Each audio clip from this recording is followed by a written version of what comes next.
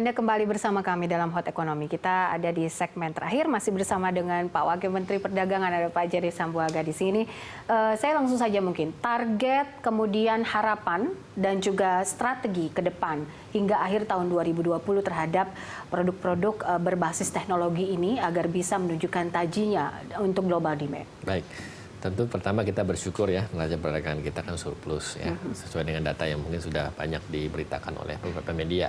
Artinya kita harus konsisten dan kita waspada dan kita harus menjaga keseimbangan itu, surplusnya itu, sehingga kita tetap berorientasi kepada ekspor yang memang lebih tinggi daripada impor. Yang kedua, tentu kita melihat, sekali lagi yang saya bilang, produk-produk alternatif ya. Dan memang betul, sosialisasi terhadap produk-produk alternatif ini harus kita masifkan. Ya, kenapa? Karena memang selama ini kan banyak penekanannya di produk-produk yang tradisional. Ya. Nah, tentu itu banyak membutuhkan sosialisasi dari banyak pihak, ya, tidak hanya dari pemerintah, tapi juga dari pelaku usaha, dari asosiasi, dari teman-teman media dan seterusnya. Dan memang target yang kami miliki ya tentu ya, kalau kita melihat dari kebutuhan ekspor yang mungkin selama ini sekitar 11%, ya kita ingin tingkatkan itu sehingga ini menjawab kebutuhan dari masyarakat Indonesia dan pemerintah dan negara kita untuk bisa menitik beratkan kepada sesuatu yang ekspor sehingga kemandirian kita itu akan sangat terjaga. Tetapi sekali lagi dalam level implementasi, dalam level praktik, ya tentu kita harus banyak memberikan business matching. Ya, business matching itu dalam hal ini secara khusus mungkin spesifik bisa kami sebutkan dari Kementerian Perdagangan yang tadi kita bahas soal ITPC, soal ADDAK, soal bagaimana instrumen yang dimiliki oleh Kementerian Perdagangan, ya, sebagaimana arahan Bapak Menteri Perdagangan juga yang selalu ingin meningkatkan ekspor, ya, dan juga sesuai dengan visi-visi Bapak Presiden yang menekankan ekspor, ya, untuk meningkatkan neraca yang positif, ya, itu sebetulnya kami rutin lakukan, ya, dan tentu ini kita membutuhkan banyak dukungan juga dari semua pihak. Tetapi kan yang lebih dalam isu tantangannya adalah bagaimana ini membuat semacam edukasi, ya, dan juga hal-hal yang bisa memberikan pencerahan, ya, kepada publik bahwa hal-hal yang sifatnya berbasis teknologi khususnya yang kreatif dan inovatif ini secara prosedur, secara tata cara, secara efisiensi itu lebih apa ya, lebih praktis gitu dan lebih banyak memotong sekat-sekat dan juga memotong hambatan-hambatan yang mungkin selama ini dilakukan dengan misalnya mengekspor yang mungkin konvensional atau tradisional. Sehingga yang kita harus lakukan adalah bagaimana kita banyak selain memberikan sosialisasi juga memberikan banyak keterlibatan, ya, kepada para pelaku. Marilah kita sama-sama dengan para pelaku, baik itu di industri kreatif inovatif maupun juga berbasis teknologi, seperti yang kami kebetulan beberapa kali pada kesempatan ini kami lakukan. Kami mengajak mereka, ya, karena pada ujung-ujungnya mereka juga mengharapkan juga fasilitasi dari pemerintah, ya kan, mengharapkan juga knowledge juga dari pemerintah. Pembukaan akses pasar, ya. Akses pasar, ya, yang itu kebetulan dilakukan oleh ITPC dan juga ADDAK, karena mereka mungkin secara teknikal, secara detail produk jasanya mereka sudah sangat luar biasa.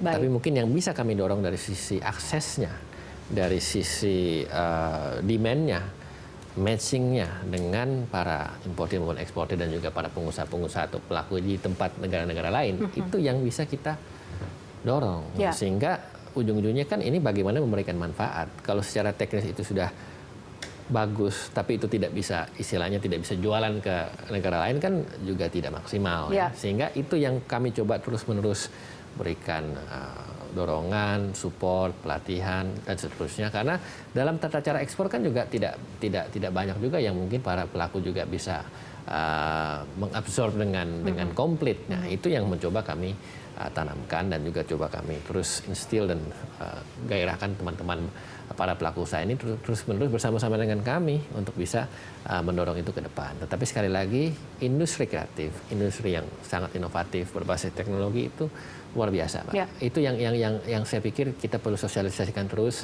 kita perlu encourage para pelaku bahwa ini efisien, praktis, dan mendapatkan dan juga memberikan manfaat yang sangat luar biasa. Ya, seperti tadi kita contoh misalnya yang all game online, ya, bagaimana kita bisa menaruh gratis, tapi untuk menuju next level kita harus bayar, dan itu ujung-ujungnya pemasukan buat kita.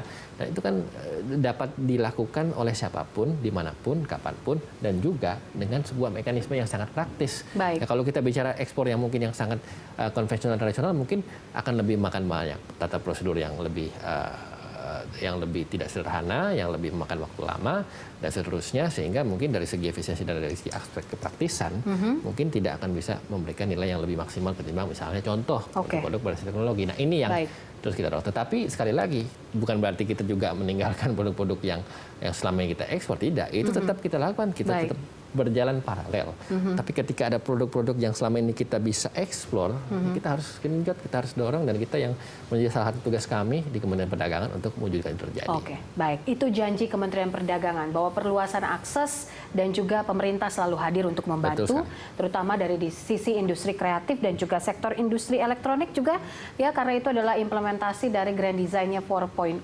yang Pak Erlangga sering sebutkan itu.